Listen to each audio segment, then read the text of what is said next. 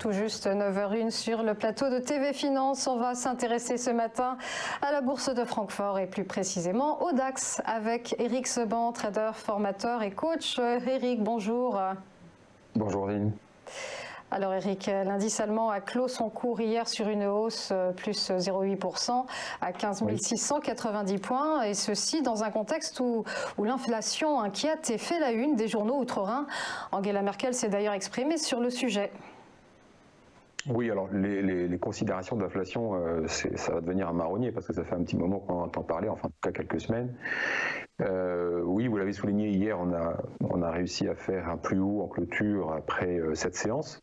Cette séance où le marché a eu du mal à rebondir, mais il l'a fait quand même. C'est-à-dire que mercredi dernier, lorsqu'on parlait, c'était l'ouverture exactement à la même heure.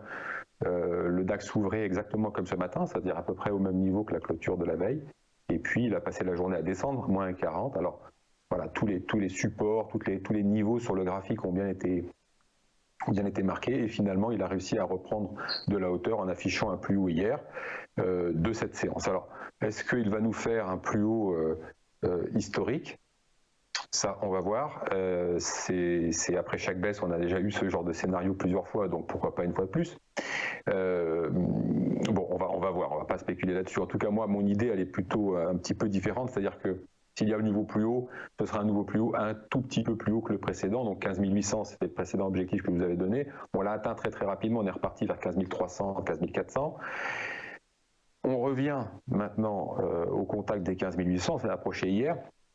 Mon idée est qu'on va certainement aller le toucher en double top, voire un double top légèrement décalé par le haut en allant chercher ce que je vous ai déjà donné comme niveau suivant, un tout petit peu au-dessus, 15 900, 930. Bon, à partir de là, je considère qu'on reste toujours avec l'idée de base que je vous ai donnée il y a plusieurs semaines, à savoir qu'on a sans doute touché, enfin il y a 15 jours maintenant, qu'on a touché un plus haut temporaire sur ces niveaux de prix. Alors ça a déjà été, l'action des prix l'a déjà confirmé une première fois, et je pense qu'arriver en double top, même si on est décalé par le haut, on va repartir en arrière. Je ne dis pas qu'on va aller chercher le double appui à 15 300, 400. On verra comment les choses vont se dérouler. N'oublions pas que, en effet, si je garde cette idée, c'est parce que l'ensemble, le contexte est le même. Sur le plan de Charty, sur le plan contextuel, rien n'a changé. On n'a toujours pas de signal de vente, même si on a eu une baisse importante la dernière fois. Je vous avais dit avant, ça n'est pas le signal d'une baisse long terme, donc la tendance haussière n'est pas invalidée, et donc on n'a pas de signal de vente. À chaque fois qu'on a des baisses, on a des rebonds systématiques. La spéculation, elle est toujours dominante sur les échanges. On a une volatilité qui reste faible. On a aussi de la densité qui reste faible. Donc, ce qui va avec la spéculation. Donc, les mouvements se font un peu rapidement et dans le vide. Ça, c'est le manque de densité. Mais la volatilité traduit finalement une chose qu'on arrive à lire, à savoir que les gestions, ceux qui sont pourvoyeurs de volume, ceux qui sont en retrait et qui sont toujours peu actifs, ils travaillent beaucoup à la marge avec les ETF, parce que sur les actions, tout le monde est d'accord pour dire qu'elles sont quand même relativement chères en ce moment. Donc, en plus, ils n'ont pas les replis dans de bonnes conditions pour pouvoir intervenir. Ils ont des contraintes d'investir leur liquidité. Donc, les gestions sont peu actives, en tout cas sur le marché des actions. Elles le sont via les produits dérivés. Elles sont protégées.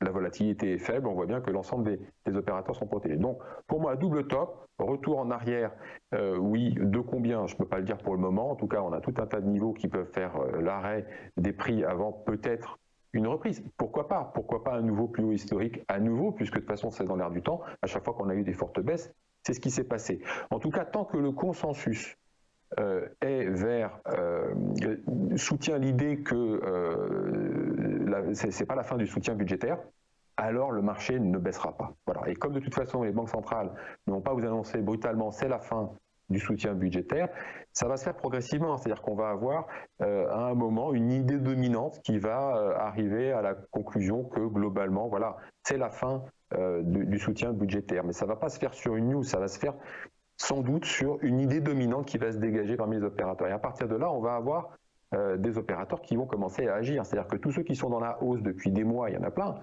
des mois que ça monte sans signal de vente, quand vous êtes gestionnaire, vous ne prenez pas vos bénéfices, vous attendez un signal de vente. Et si le consensus général va vers cette idée dominante de fin de soutien budgétaire, de fin de hausse, parce que quand on regarde le graphique, si on prend un petit peu de recul justement sur le graphique, on voit bien qu'on a la configuration classique d'une hausse à minima essoufflée et de fin de mouvement. Mais voilà, il y a le contexte dont il faut tenir compte. Donc à ce moment-là, quand l'idée dominante viendra, à ce moment-là, les gestionnaires pourront envisager de commencer à prendre une partie de leurs bénéfices et on commencera à avoir un flux vendeur qui va se mettre en marche. Mais pour l'instant, le marché n'est absolument pas vulnérable. Tout le monde est protégé contre des baisses rapides.